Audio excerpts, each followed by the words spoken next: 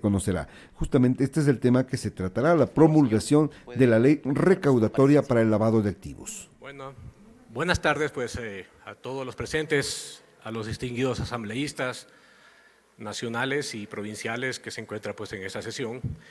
Bueno, he sido invitado por parte de la presidencia para exponer técnicamente, jurídicamente y tributariamente algunos puntos relativos a la denominada ley antipillos, que fue recientemente promulgada en el registro oficial y que pues salió el decreto ley. Justamente pues esta ley, este decreto ley ha causado polémica en los últimos días por la forma en cómo entró en vigencia el día martes de esta semana. Justamente pues este proyecto de ley que entró en vigencia y que ahora es decreto ley se encuentra plenamente vigente, ¿no? A pesar de algunos sobresaltos que existió en el procedimiento cuando la Asamblea Nacional, como fue calificado por parte del Presidente de la República como proyecto económico urgente, la Asamblea Nacional en el mes de noviembre, a finales del mes de noviembre, sacó una resolución legislativa donde archivó y negó el proyecto de ley.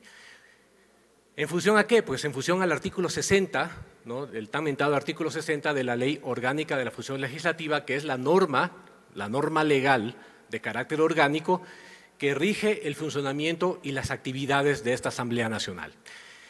Sin embargo, a pesar de ello y que la negativa del proyecto y el archivo se produjo en primer debate, conforme a este artículo 60, el Presidente de la República, pues, haciendo este recuento histórico, pues no lo aceptó, devuelve el proyecto a la Asamblea Nacional y alerta que, que no tenía que haberlo archivado en el primer debate, porque el artículo 140 de la Constitución establece que todos los proyectos deben conocerse en 2 debates, para cualquiera de sus 3 acciones. Y pues amenaza con el asunto de emitirlo por el Ministerio de la Ley y sacarlo como decreto ley. Llegó el 9 de noviembre, pues se cumplió los 30 días, de acuerdo al presidente, y lo manda a publicar al registro oficial. Este proyecto de ley pues tiene ya ahora como decreto ley esta polémica. ¿Qué va a pasar aquí a futuro? Pues puede generar algún problema en cuanto pues a la aplicación de lo que contiene este proyecto de ley. Primero con el asunto pues del impuesto a la compra de vehículos usados, que fue modificado, ¿no?, un impuesto existente desde el año 1998, ha sido modificado y que va a incrementarse las tarifas hasta el 5%, ¿no?, que eso va a depender del reglamento. Justamente en este momento yo acabo de escuchar alguna intervención en un medio radial al director general del Servicio de Rentas Internas, que va a establecer una tabla progresiva de este impuesto a la compra de vehículos usados, donde señala que hasta el valor de los $30,000 este impuesto no va a incrementarse, de 20,000 va incluso menos, va a disminuirse. Y posteriormente este impuesto, después de los $30,000, va a subir la tarifa. Más allá de todo esto, yo creo que el asunto no tiene tanto que ver con el contenido de la ley. El contenido de la ley podemos debatir si este asunto es favorable o desfavorable al país para el control del lavado de activos. Una mejora recaudatoria, que se va a establecer una tarifa progresiva dándole una justicia más al impuesto. Dicho por las propias autoridades del Servicio de Rentas Internas, este impuesto no va a dar más allá de $30 millones anuales a las arcas del Estado. El problema surge de cómo entró, ¿no? Ya tenemos un antecedente actual, que es la Ley de Fomento Ambiental, justamente que después de 10 años de su entrada en vigencia como decreto de ley, esa ley fue declarada inconstitucional por la Corte Constitucional, por varias razones, pero la principal fue por el asunto de que no respetaba el principio de unidad de materia. Este decreto ley, ¿no?, que acaba de entrar en vigencia, llamado Ley Antipillos, Ley para la Mejora Recaudatoria y Prevención del Lavado de Activos,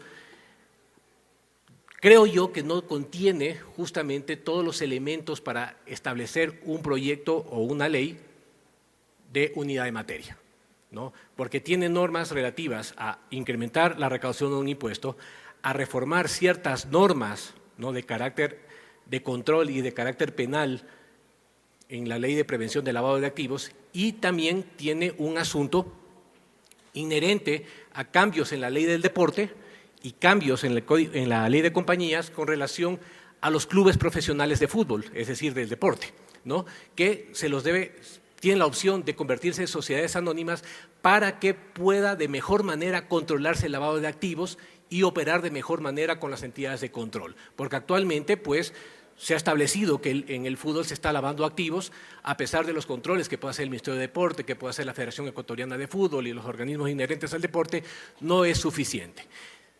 Ahora, el tema, como digo, no es tanto un asunto de fondo.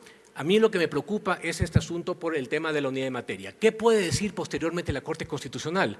Tengo entendido que la Asamblea Nacional en estos días está por presentar una demanda de inconstitucionalidad a este decreto ley con la finalidad de que la Corte Constitucional se pronuncie al respecto. Yo considero que la Corte Constitucional tiene en este momento un deber urgente, ¿no? Más allá de que se pueda solicitar una medida cautelar, la Corte Constitucional debería pronunciarse lo más rápido posible sobre la vigencia o no de esta norma, sobre la validez o no de esta norma desde el punto de vista constitucional, tanto por el principio de unidad de materia como también por el asunto de cómo fue establecido el tema. Ahora, la polémica constitucional. ¿Qué es lo que dice la Constitución?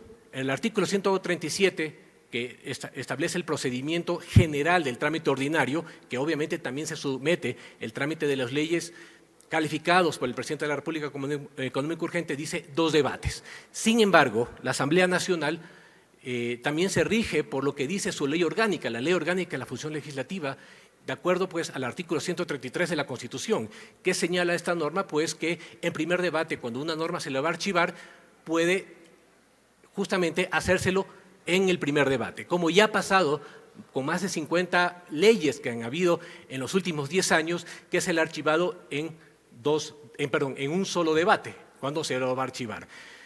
Justamente por un tema de economía procesal legislativa, si se lo va a archivar en primer debate, y se toma esa resolución, como se lo hizo efectivamente en este cuerpo colegiado, ¿para qué va a haber un segundo debate? En ese sentido, la Asamblea Nacional pudo haberse cubierto de sano y haber aprobado el proyecto, rechazado el proyecto en 2 debates. Sin embargo, no se lo hizo justamente por este antecedente.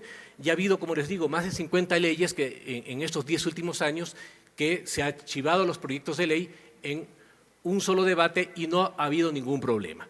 Esto pues genera esta pugna de poderes con el Ejecutivo, con el Presidente de la República, porque adicionalmente es quien también adquiere fuerza en el gobierno, tanto en la parte de la unidad de análisis financiero, que es la UAFE, como también con el Servicio de Rentas Internas, que son básicamente dependencias del gobierno central.